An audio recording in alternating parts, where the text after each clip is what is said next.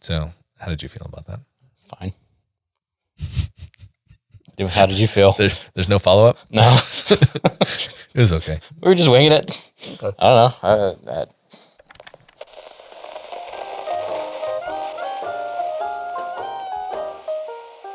Welcome to the Front Porch with Brian Beaudry.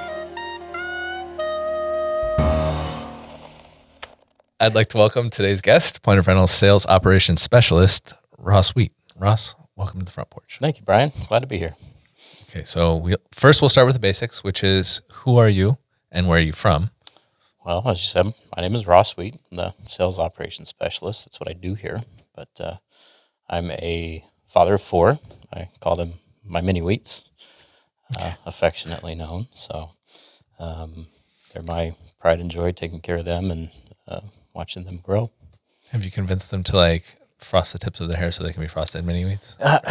No, it's actually when they're good, they're frosted, and when they're bad, they're shredded. So that's the running joke. All right, that's good. Full of dad jokes, sorry. It's a good policy. I'm from the Dallas area, born and raised here, moved around a little bit, but I call Dallas home. Where else did you move to?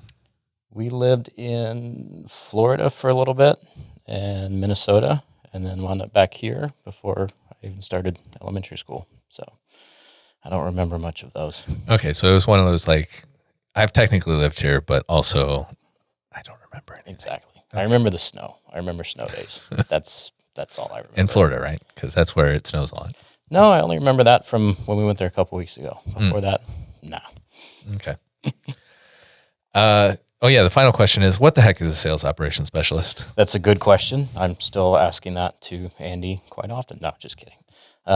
It's a new role here at Point of Rental, and hopes to bring structure and alignment to the sales team within other departments as well, and in helping increase communication to the implementations team, product support, etc. So trying to organize the sales guys. It's fun. I guess that makes sense. It is sales operations. You're making the operations. It is. Makes sense. Good, because yes, communication, very important, and especially since we have a large team of people. Absolutely. Okay, well, let's get into your history, job-wise. Okay.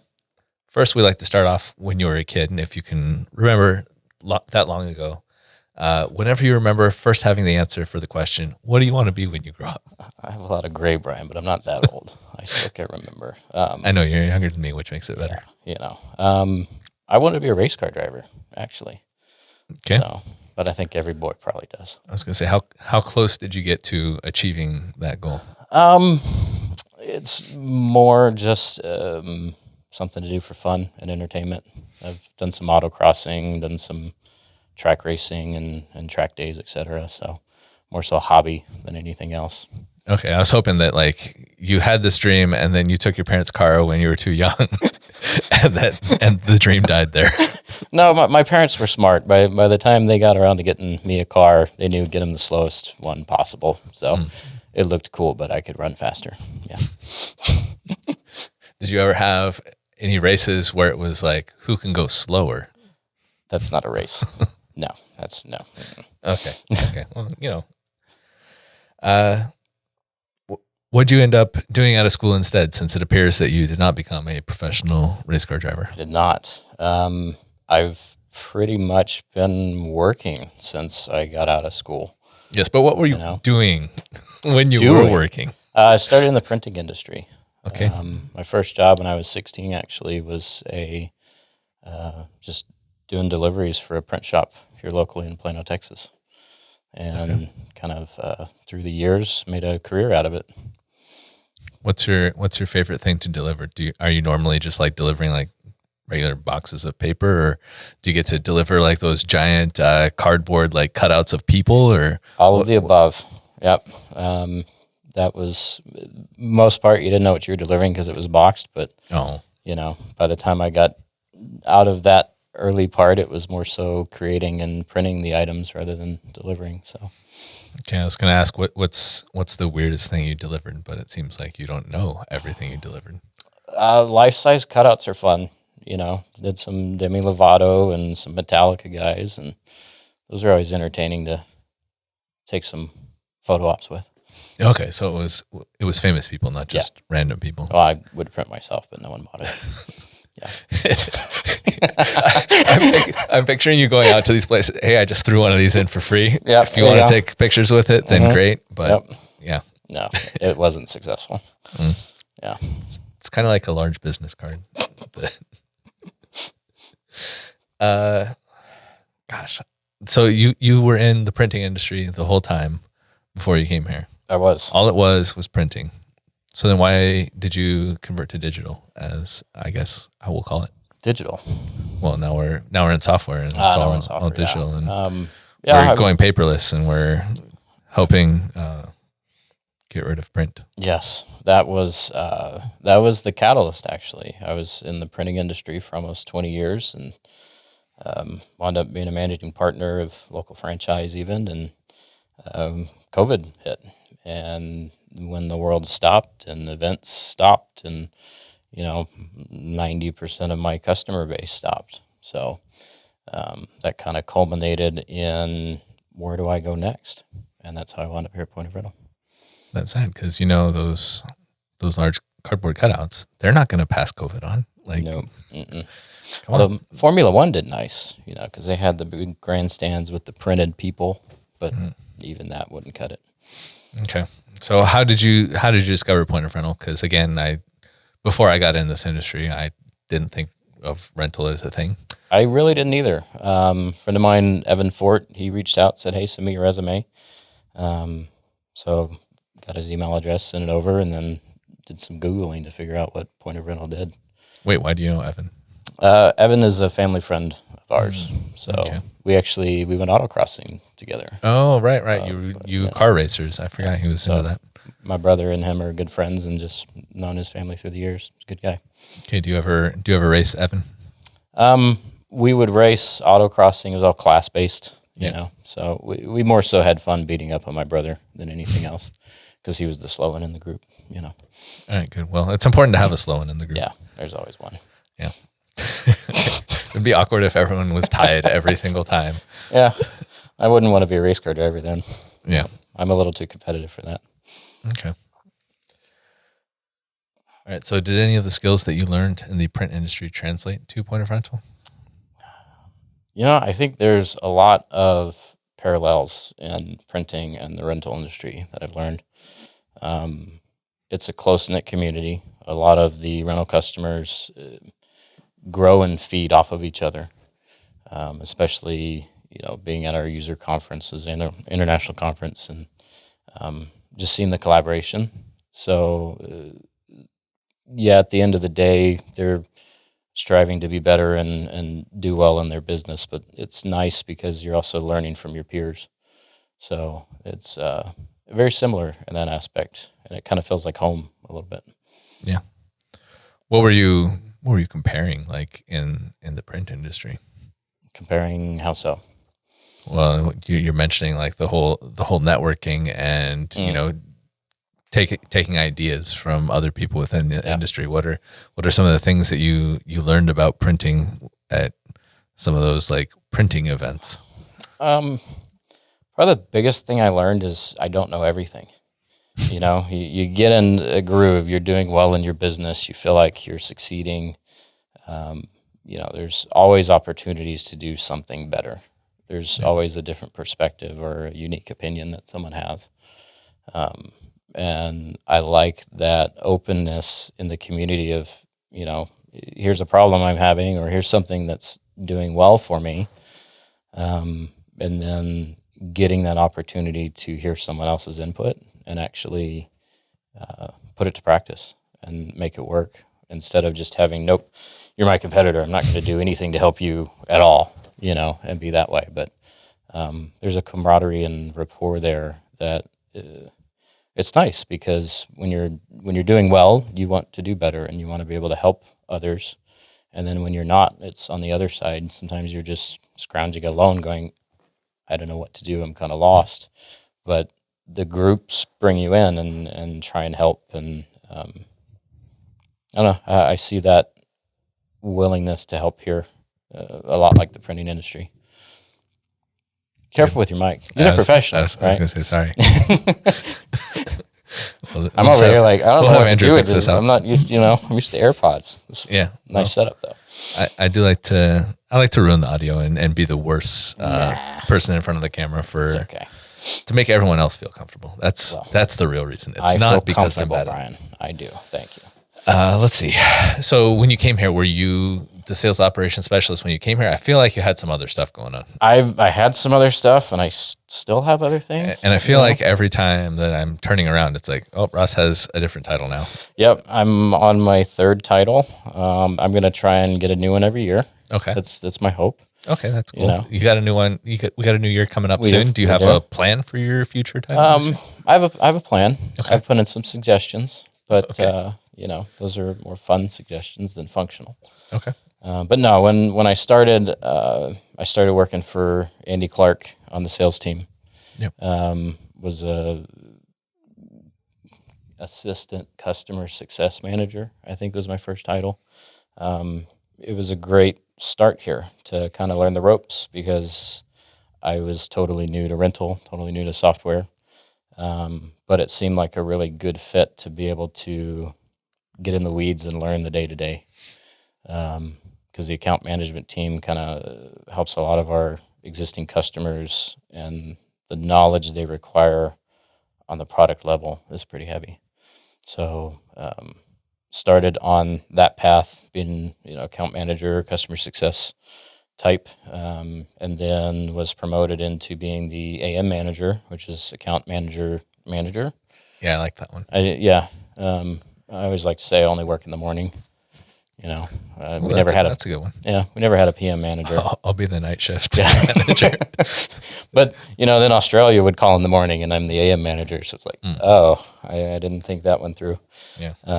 So I took over the inside sales team for the U.S. and started managing that team and grew it. And then earlier this year, was able to promote one of my guys to that role and take over this new SOS role.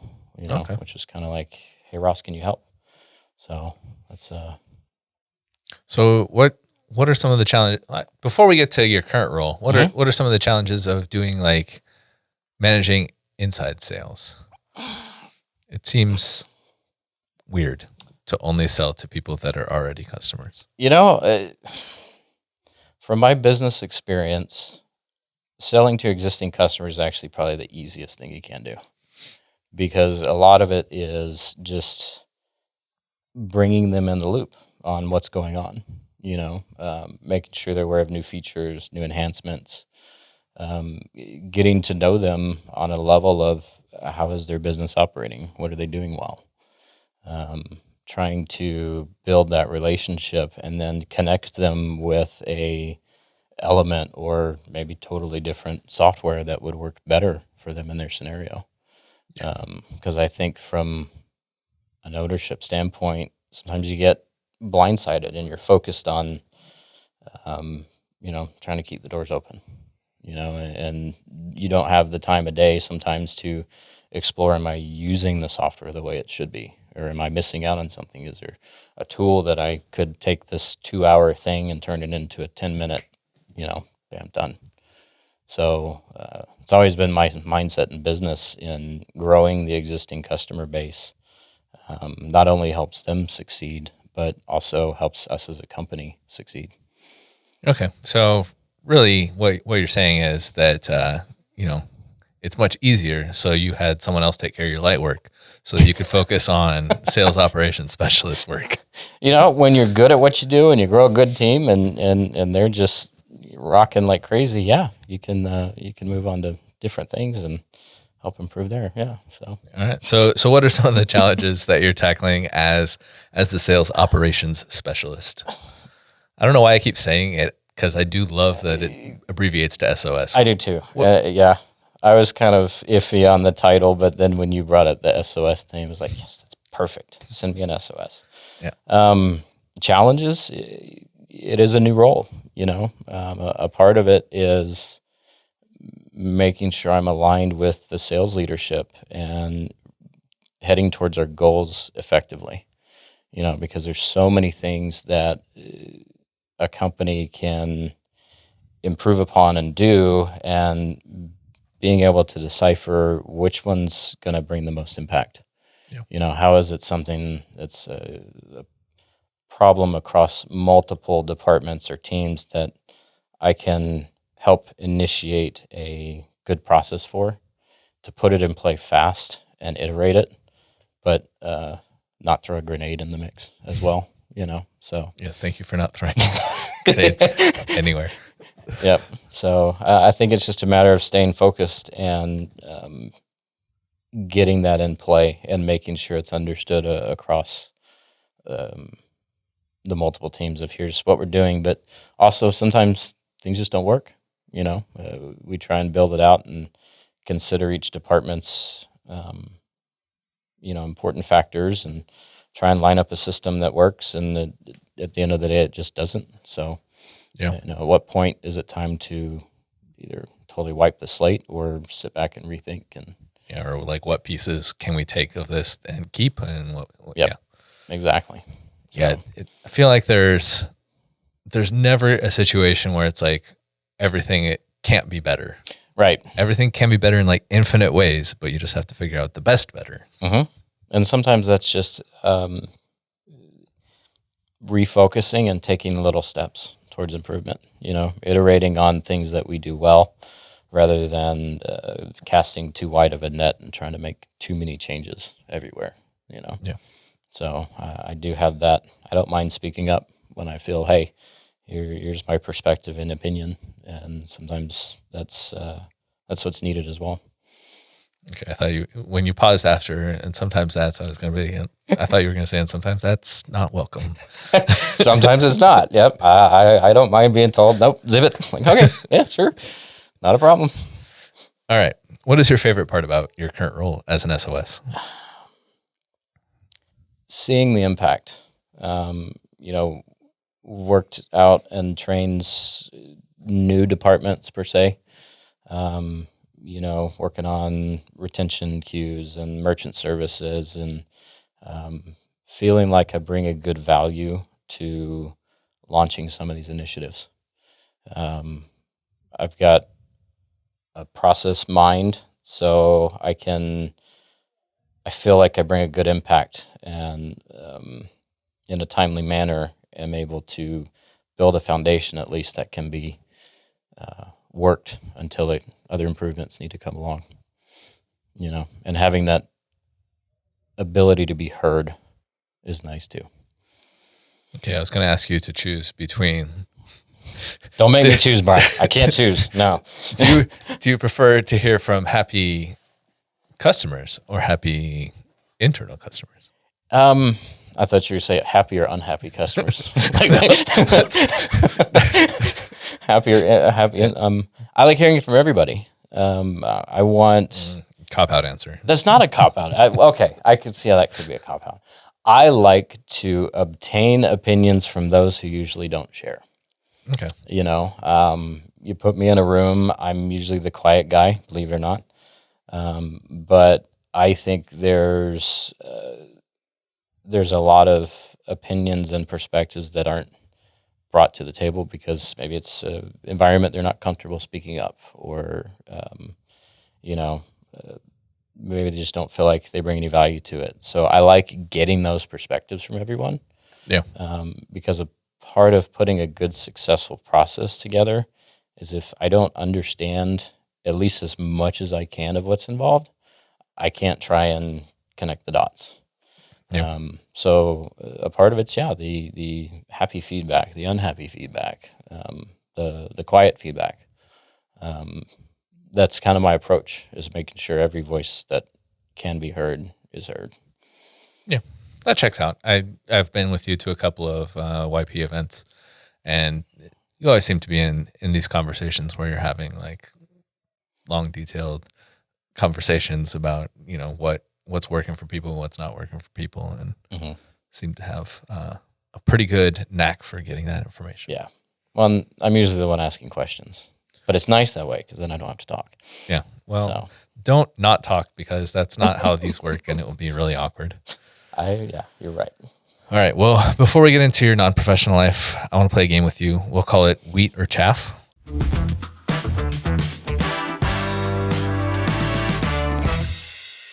If you agree with the statement or it's true, say wheat. Okay. If you disagree with it or if it's not true, say chaff. Okay. And then I'm going to need a reason for each of these. But you can pause after saying wheat or chaff. And chaff, of course, meaning the disregarded part of it's grain. the part that you're getting rid of. Yeah. Got it. Understood. All right.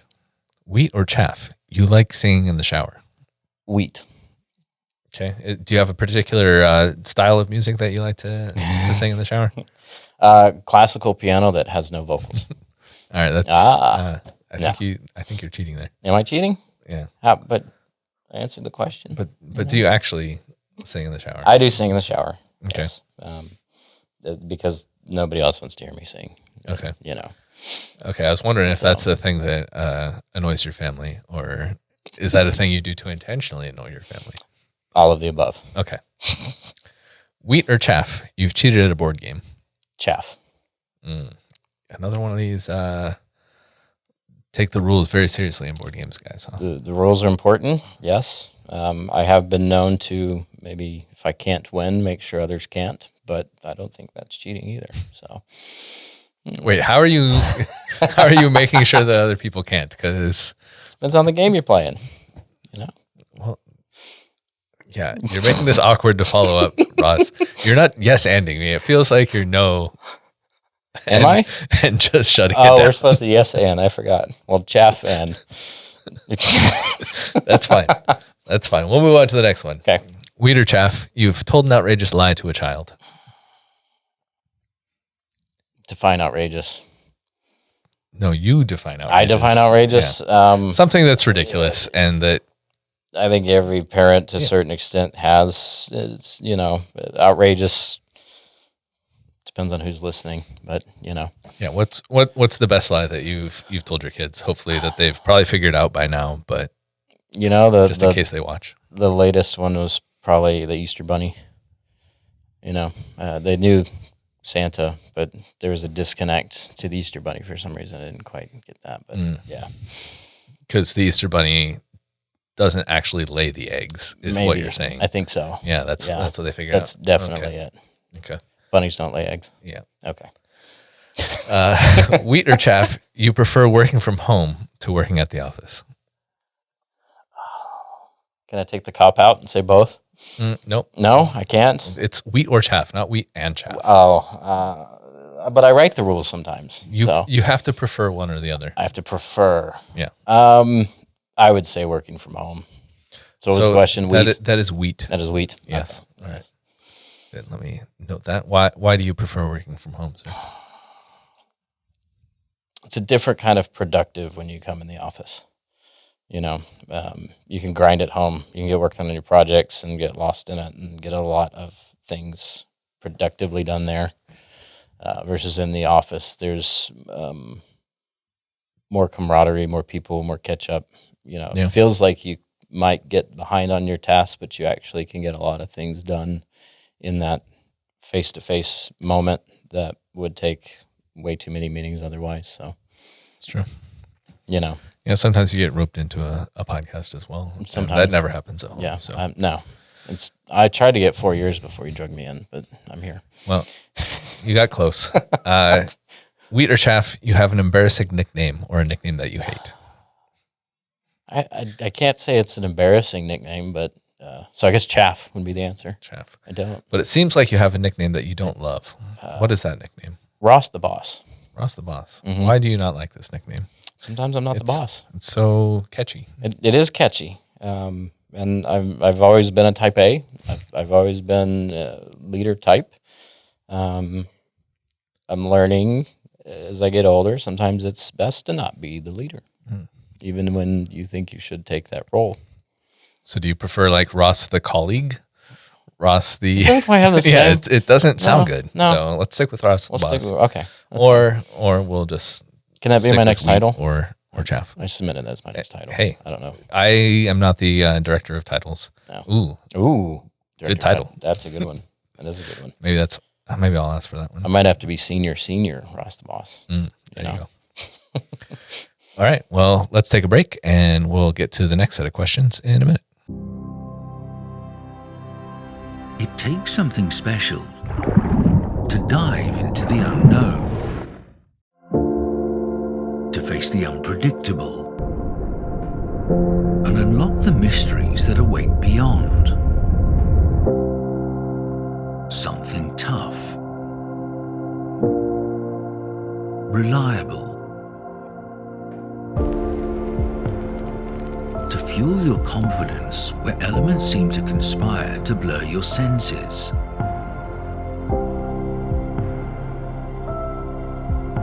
An unwavering ally, relentlessly field tested by the pioneers who ventured there before. It was constantly perfected over time for those who push their limits always further and shine an ever new light on our world.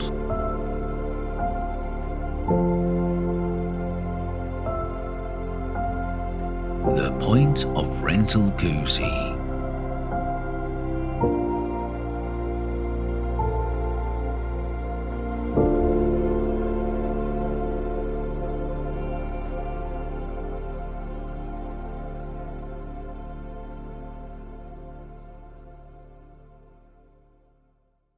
All right. Once upon a time, we were talking about doing some type of point of rental bowling team, and you were either volunteered or I'm not exactly sure how any of it went down because I was sort of interested, but then I didn't participate. So, but it seems like you're good at bowling. So, one, how did you get into bowling? I was good. I enjoy it. I grew up watching my dad bowl. Okay.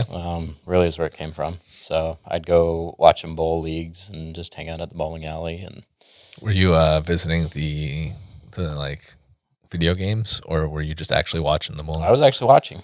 You know, there's pictures of me as a little 3-4-year-old kid with a bowling ball bigger than my head, you know, trying to carry it up the lane and throw it down. I was always fascinated. This is back when everyone was smoking in the bowling alley. This is back when everyone was smoking in the bowling alley. I was going to say, I think my parents were in a league because I do remember going to a bunch of bowling alleys. Mm-hmm.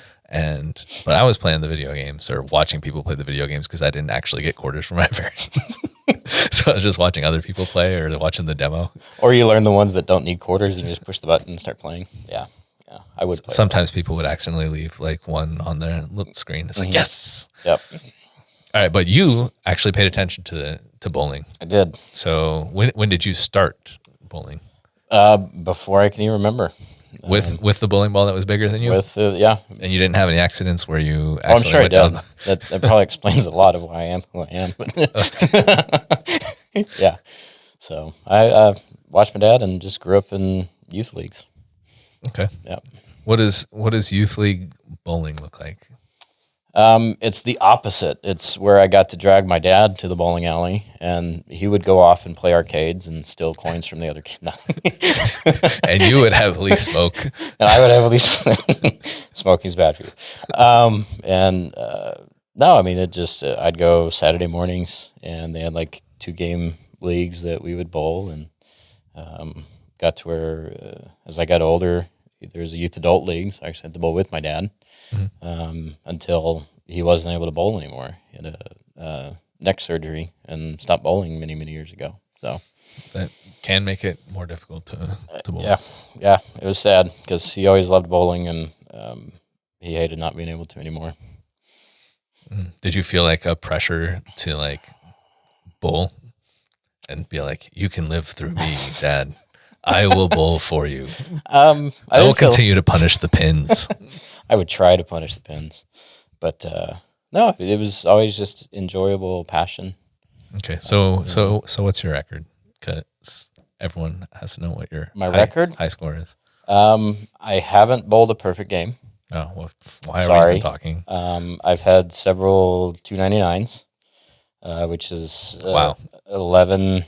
The first 11 strikes, and then the 12th is a perfect game. But you always get nervous. Yeah, get up there shaking and scary, you know. So my highest series was a 767, which a series is 3 games in bowling. So I got okay. I got pretty good. I was gonna say, yeah, that seems pretty good. You definitely bring my non-existent team's average up. I was gonna say, I could average like 150-ish. But that was fun. It's that's the joy of bowling too. Is any level you could get in and have fun. And I used to coach kids, and yeah. Oh dang it! Your 299s were with the gutter things. Shh. And it was blacklight bowling and Fred. Oh, we'll get to Fred later. So. Oh, okay. So at what point? It seems like you did get pretty good if you can get several 299s. I understand the pressure on that last one where it's like, do you walk away from that saying like, you know what, it is very good to have gotten to that point to be able to blow it and get only a 299, or are you still chasing it? It was still chasing it. You feel a sense of accomplishment. To be able to be perfect in a sport or in anything, but you're also the competitive side of me is like, I know where I messed up. I was one board off, or my speed was off, or so many different things that you critique. Even in everyone looking back, I know where I went wrong on it, but you can only hope for the next chance to do it. Mm. Have you ever? Bring it on, Brian. What you got? I was just going to say you carry a pistol in with you. That last pin, no. I'm closing it this time. Most bowling alleys have bars too, and that's there's laws against that, especially here in Texas. So, no, I would not carry. Oh well, it's if you never get to the 300 another way. I feel like that's an alternate, because after you get 300. What else is there to do? You might as well quit, right? Not quite. Oh no, you're going to keep going. There's more. Okay. There's always more. Okay. It's never enough. So, all right. Well, at least you're giving yourself goals that are going to keep you playing it. Mm-hmm. Well, as long as you possibly can. Yep. Okay. So, at what point did you realize that, hey, I'm good at this? Because clearly you did get to a point where you're pretty good at it. I always thought I was good, which is probably a bad thing, because even looking back, it's okay. So I'm averaging 160. I'm good. I'm averaging 180. I'm good. I'm hitting that 200 average. Oh, I'm good. And so I'm 220 average. Should I go pro? It's like, you always think you're good, but then you walk up to the next guy and they just, or you watch the pros on TV, they demolish anything you could do. Yeah. My bowling career is kind of similar to my dad's in that I had a couple of spinal surgeries that made me stop bowling. But about, 3 or 4 years ago, both of us were at a point, like I got back into bowling and I convinced my dad back in. So before, where it was, I'm going down the competitive route, could I make this a professional thing? Versus now I just appreciate the opportunity to be able to bowl and being able to get there with, get up and bowl with my dad and my uncle and just smile. It's a different perspective now. Yeah. I'm not nearly as good as I used to be, but I just have fun. I was going to say, it feels very Field of Dreams, like kind of, where yeah. It's like, all right, I just want to go bowl with my dad. Exactly. But you didn't have to build a bowling alley. I didn't have right? to. Those are, right. You wouldn't want me building a bowling alley, but I think the greatest thing in bowling was when my dad called me and he shot a 300 last year. Just hearing that smile on his face and knowing how happy that made him. Him watching me bowl for years when he couldn't, and then watching him bowl now and just happy and excited, and it's more hits the heart now than the head. Yeah, and there's no part of you that's like, I want that 300 though. There's still a little bit part of it. Yeah. I'm happy for you, but also right. Yeah. There's that, and yeah. My record is like 200. Yeah. That's good. Yeah, but my mom had like a 212 once. Yeah, and it's like she'll never break 100, and she got a 212. But it's like, oh my gosh, the joy of bowling. I can never. I will never get there. Yep. Yeah. Let's see. So it sounded like, if you're considering going pro, like why didn't you? / you mentioned coming up against someone that it was like, oh, that's the level. Yeah. It was still a hobby for me. I still worked. I had home life, kids, family. Yeah. I was bowling on weekends, and I never had that commitment to make it my full-time venture. You look at the professionals, they spend their 40, 60 hours a week dedicated to their hobby, doing nothing but it. Yeah. So that was, I was good while it being a hobby, and never really wanted to make it a career as well.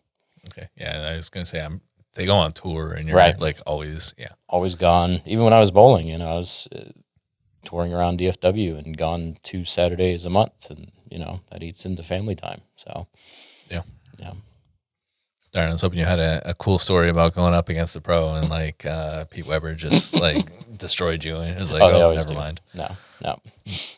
Well, that would have been cool. But Yeah, let's pretend sorry. that there was a cool story there. I have no cool stories, Brian. No, My I bad. just want to spend time with my family, be Yeah. a responsible dad. There's no money in bowling. Oh, wait, can I say that? All right. Well, I always thought you just had this bowling ball. You've brought in this bowling ball. It was normally in your office. I just thought you had it there because it was cool, but I did find out that you're pretty good at bowling. Does this particular bowling ball have a special meaning to you? This one does. It's probably the most expensive bowling ball I ever bought. I hope it's not because it was like one of your relatives. It's one of your relatives' skull. That was not in the questionnaire, Brian. Don't know.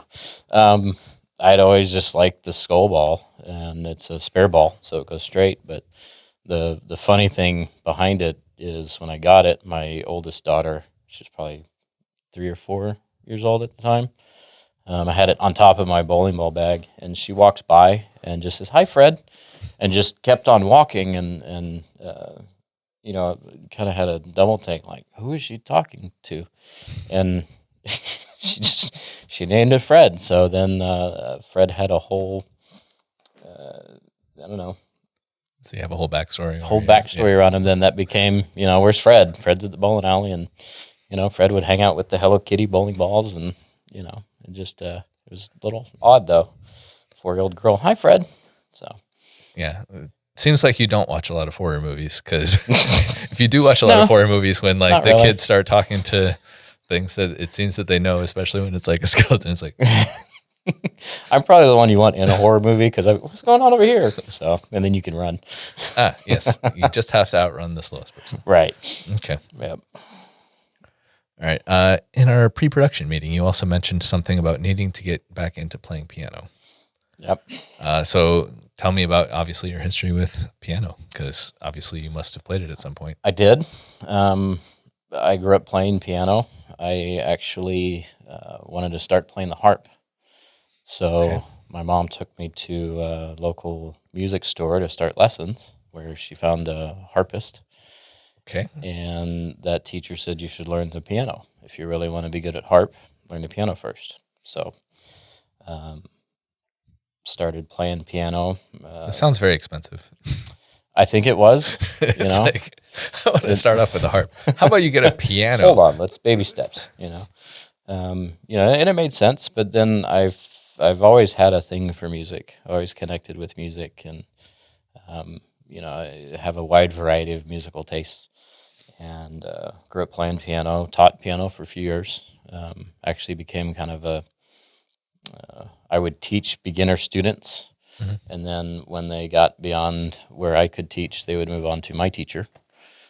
So did that for a few years, but then life happened and work happened, and got away from being able to play like I used to. All right, well, you can come over to my house and you can help teach my daughter piano, because we're having her learn piano and violin. I haven't played in years. I still tinker every once in a while, but it's still a passion.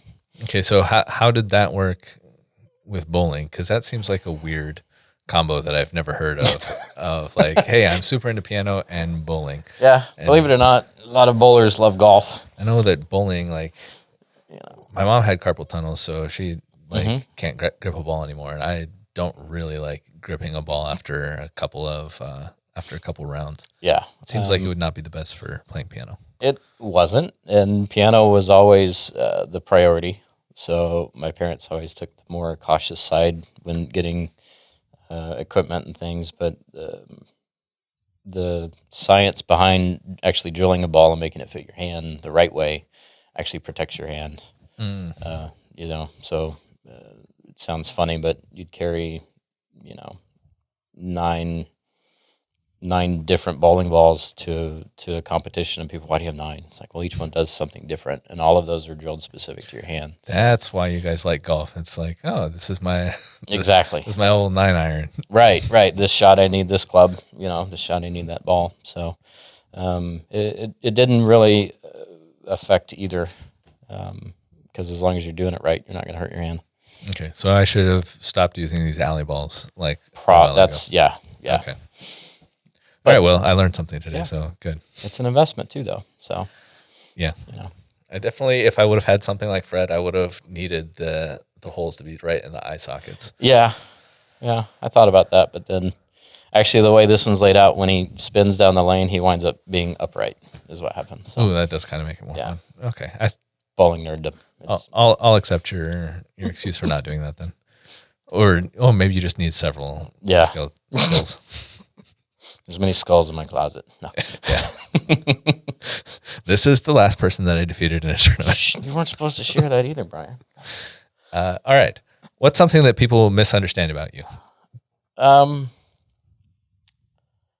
I get very direct. I get very to the point when I'm looking at analyzing situations and things. So sometimes that gets misconstrued as rude or, I guess rude. Or you are rude. And or I am rude. You're just not intending to be could rude. be, but I try to be a nice guy, you know. But sometimes it's just I'll speak up in a tone or in a certain way, not meaning anything condescending, but I can look back and think, oh, I should have approached that better. Yeah, I do occasionally get that I'm being condescending. It's like, no. Yeah, I just disagree fundamentally with everything that you're saying. Yeah. And correct. Yes. Right, Brian. Next. All right. Do you have any questions for me? You get exactly one. Only one? Yes. Can I have more questions? That was it. Sorry. You already. Now, before we go to the 5 important questions, I need you to give me a top 5 list in a segment we'll call Give Me 5.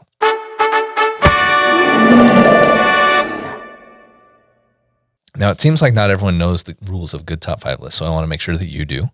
I don't follow rules. We start at number 5 and count up to number 1 because no one cares about number 5. If you've already given them number 1, that would be ridiculous. Yes. Okay, so you have told me that you would like to give me your top 5 print projects. Yes. Now, you shared some concern that maybe you don't remember the order. Do you want me to share? Do you want me to share your list with you? No, All right. I write the rules, so I know the rules. Well, I'm with you on this. I got the checklist, Okay. so I'll see if you actually give me Okay. the correct answers. You're testing me now. Yep. Good. All right. Your number 5 favorite print project. Okay.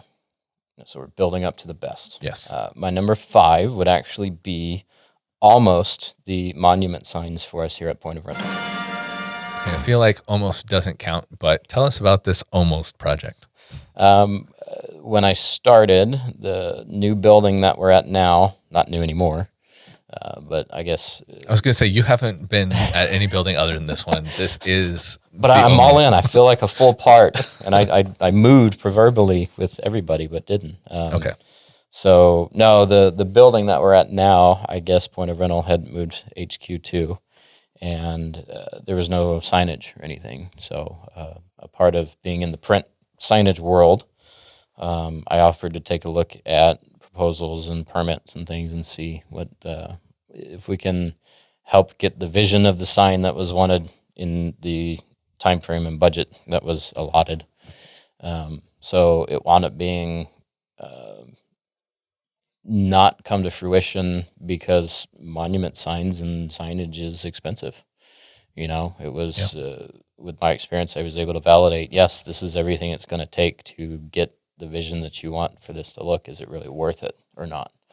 So it became the project that didn't happen, and why it's an almost, because being on the other side of print and signage, you know, you might feel like you're getting gypped on pricing, or why do I have to pay all these permits? Why is this, you know, all that? No, that's actually, you know, what you want is what they've proposed, and there's not really a way to accomplish it otherwise. Yeah.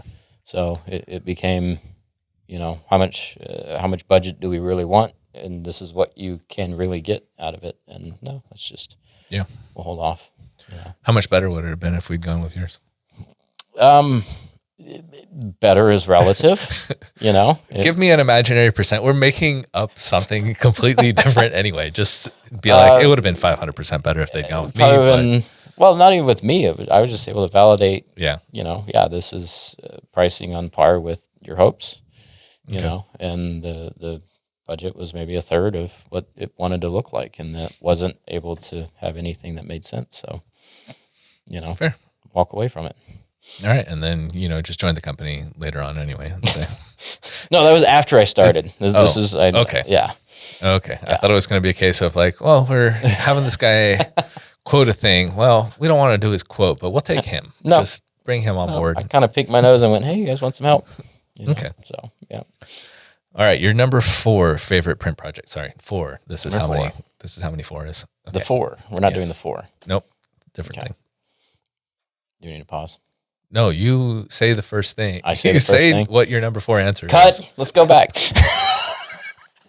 You missed that on 5, man. I was waiting for that.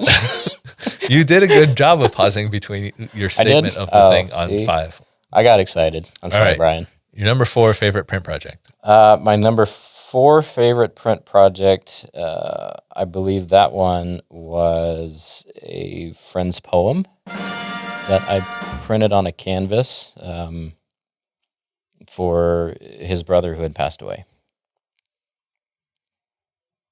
Okay, that doesn't sound like as fun a thing to follow up on. It's not as fun, but it was the personal aspect of printing that I liked. Yeah. Like I said, my friend's brother passed away unexpectedly, and they were going through his things and found this poem that he wrote. And it's actually a poem about having the feeling of Christmas and giving throughout the year, not just at Christmas time. Yeah. So one of the things I did for him and his family is printed that poem on the stretch canvas, real nice piece, and gave it to the family as just a token to, hey, they didn't even know that he wrote poems or anything. Yeah. So it was a really heartfelt poem, and I was able to give that to them as just a token of, how important he was to their family, and he's a good friend of mine too. So yeah, that was the heart side of print. There were personal projects that meant a lot. Yeah, and that's nice. That's a nice thing to have to remember him by. Yep. That kind of thing. Yep. Okay, your number 3 favorite print project. My number 3. 3 is like the Number sign 3. language version of it is. And I'm forgetting my number 3.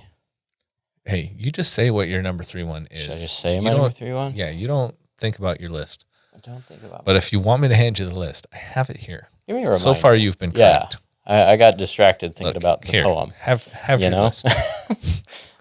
You can keep your Yeah. list. Okay. I can keep my list. Yes. That means I get to ask questions. Nope. Oh man, I only got one. Yeah. Right. Okay.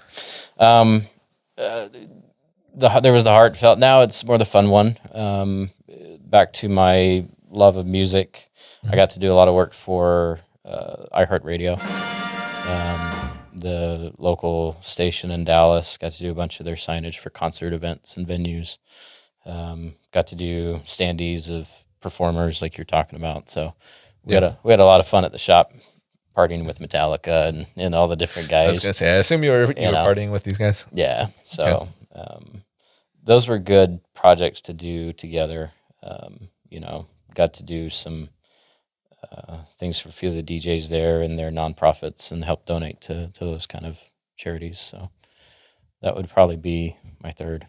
Okay. Yeah. Now, what's your number 2 favorite print project that you've worked on? Number 2 project is... Why are you looking up? You have it written down right there. Okay. Yeah, I do. Number 2 would probably be where my passion for printing came in printing high school graduation booklets. Okay. Why are those? That seems like a thing that it's like, yeah, you get to work on that like every year. Yeah. That's a silly one because when I started learning to run a printing press, I actually was printing some of the city of Plano, all of their high school graduation booklets. and the girl I was dating at the time, we wound up getting married. And before we got married, I printed their graduation programs and went to her older brother's graduation that I had actually printed. I print it, cut it, bound it, delivered it, and I was sitting in the stands watching almost 3,000 kids' names be called, and the boredom and the normal, like, can I come back and go later? But I started seeing paper airplanes fly across the stadium, and part of my thought was that piece of paper that's flying, I learned a trade on, and I worked hard to make sure that it looked good, because one of those is going to be saved and put on a mantle or put in a memory box somewhere, and is going to be super important, and the others are flying across the stadium. So that's where I really got passionate about printing early on. Oh, I didn't like going to the graduation ceremonies, but I enjoyed printing them. Yeah, I thought your story was going to have like you misspelled your friend's name, so I may or may not have done that too. There's random things. You've got the power, you can do it. So, all right, the number one favorite print project that you ever worked on? My number one favorite, I did for the George W. Bush presidential, not the library, but his actual philanthropy side. It was their 2018 annual review for the, all the nonprofit entities and his stakeholders. I got to meet Mr. Bush through the process. Actually had to color match his paintings. So we took some press sheets off and took it to the library and actually made sure, because he's an avid painter, and I worked with the marketing team there because they wanted a really nice, really high-end piece to be able to share with all of their donors. And they wanted a combination of like 8 different things in the printing world that 6 of them usually don't go together. Yeah. That's usually what people want. It's like usually a bunch what of stuff that doesn't. And then this particular case, one of the things I was actually able to come up with a way that no one had ever done in printing before, to be able to have these little drop-ins that are custom shaped to specific pieces. And we actually won a Benny Award for the product, which is like winning an Oscar. You take your project, submit it to this group, and it's voted upon in categories. And that one was a lot of blood, sweat, and tears, and ingenuity in the printing world too. So, do they now call that process Rossing it? I wish, but no. Ross the Boss didn't get the title on it, so it was sad. But you just have to stick with the satisfaction of knowing that you did a good job. I did. Yep. All right.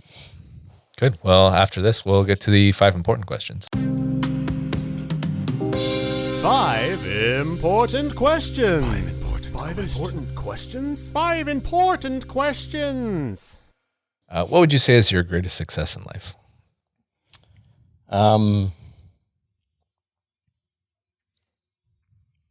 Watching my kids grow. Sometimes it doesn't seem like a success. There's really hard moments.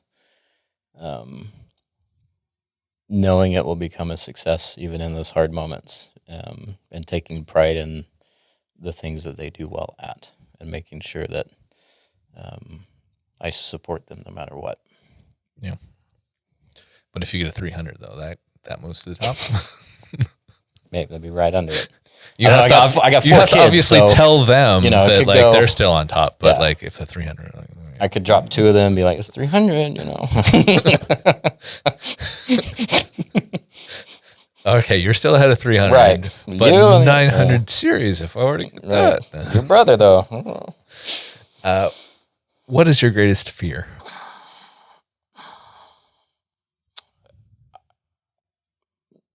I don't know. I don't know that the fear of not knowing. You tried to not live a life of fear. Yeah. I mean, not that I try to, but I try not let anything scare me from doing anything. Okay, so you're not scared of snakes or Well, it's a random natural. spiders just getting Would I thrown? play with a snake? No. Oh, You know, okay. I think if fear is not knowing, oh, that snake could kill you. But Okay. yeah. Well, that question was in there just so, we could find out what your fears are so Lauren can exploit them. I know. That's really why she's not getting an answer. Oh, okay. If you could tell first day at work, Ross, one piece of advice, what would you tell him? Keep asking questions, no matter what. Don't stop. Okay.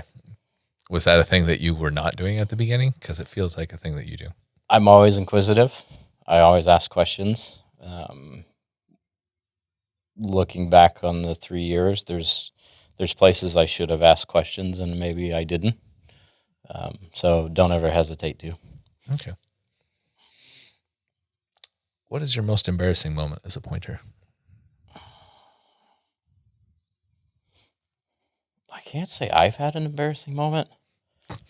I don't think. You're going to turn this into, let me just tell you everyone else's embarrassing moments. I try and, hide behind the scenes and not cause embarrassment. So, I can't think of, I'm sure Andy or someone could probably laugh about something I've done that's silly, crazy. So there's never been a problem with you. Actually, you know what? Seemingly? I remember one. Okay.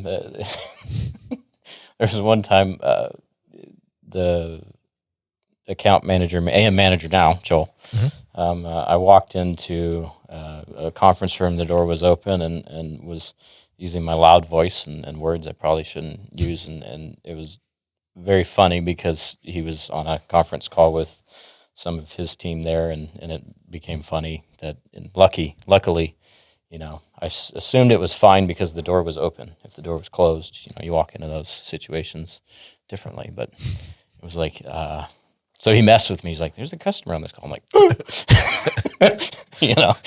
But yeah, so I learned to not announce myself. So vagrantly, I don't know. Okay, well, Yeah, good. that was embarrassing. Now you've been sentenced to death because doing such a thing is now a capital offense. And Agreed.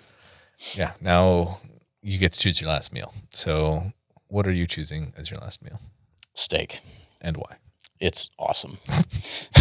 We're in Texas, man. I mean, good follow-up. Yep. Do you have any beverages or desserts with this steak or any sides? Are you just getting, it sounds like you're going to. Probably Monster. I'm known well for Monster energy drinks. Okay. So, always got one with me. Oh, I'm sorry, energy drinks, generic. And that's not going to be part of your, like. I mean, if you send us to death, why not? It's going to be my steak marinade, Right. This Monster, and then I'm just going to have more. Actually, I haven't done that yet. There you go. Thanks, Brian.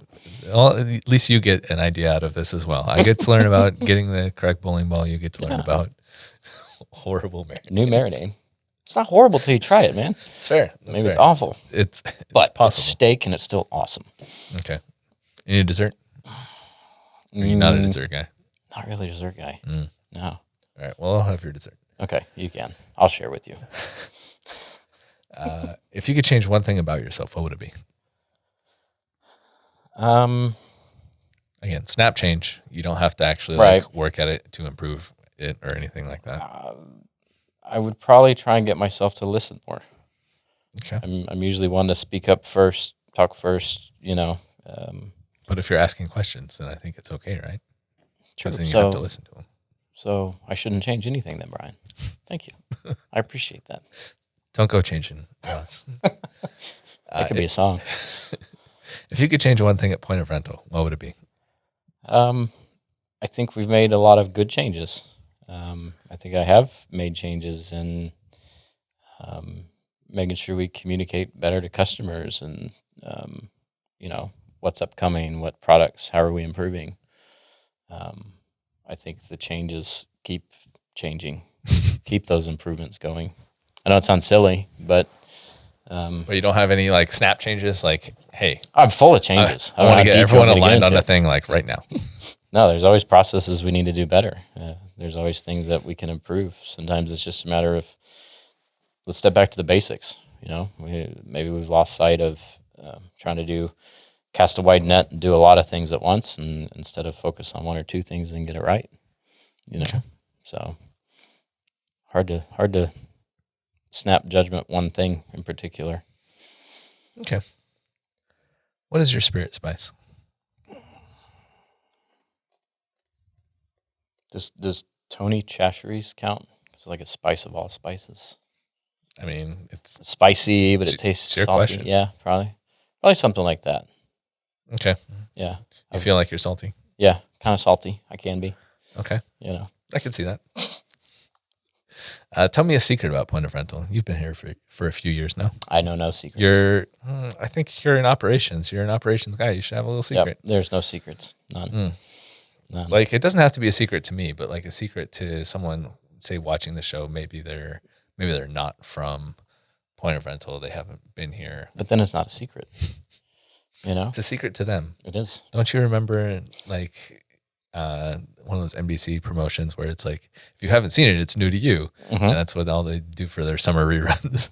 If they don't know the secret, it's a secret to them. There's many secrets, but I don't know any of them.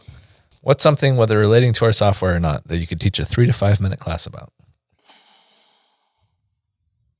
Relating to our software or not. Yeah, it doesn't have to. I can teach a lot of classes. Yeah. I can talk. Talking's teaching. So tell me I probably wouldn't be the one that you want to give me learn some the courses software from. Yeah, but, give me some courses that you want to teach. Effective operations. You know, Is that a 3 to 5 minute class? You're going to distill it that Well, far? it should be effective. It's identify a problem. Whoa, don't do it right now. Save it for the video. Okay. Right? We're going to All create right. a 3 to 5 minute video. It could the basics of processes should be boiled down simply. Okay. You know, if you cannot define it in 3 to 5 minutes, then that's a problem. Then you have to work on that problem. Then you have to work on the problem. Yep. All right. Well, the follow up was, what's something you'd be excited to teach a 3 to 5 minute class about? I would be excited to teach how to hit the proper apex line in a corner when you're racing. Okay. Yeah. It's going to require a lot more challenging video, I think. I know, it would. I'm game. All right. Well, was there anything else that we needed to add here? Not that I'm aware of. We're through my important questions. What about your? No, I'm kidding. No. Well, we'll end this. That's it. Yep. Well, That's all thank I you. got. Thank you, Ross, for chatting today. Thank you, Brian. Thank you also to Andrew Sherrington for editing this thing by the time it gets to our audience, including he will also be making most or all of the graphics. I honestly don't know. I just ask him and then they get made. And thanks for turning the air conditioner on, Andrew. Appreciate it. Yes. And to the rest, to everyone else who made it to this point with us, thanks for listening out there, and we'll keep the porch light burning for you.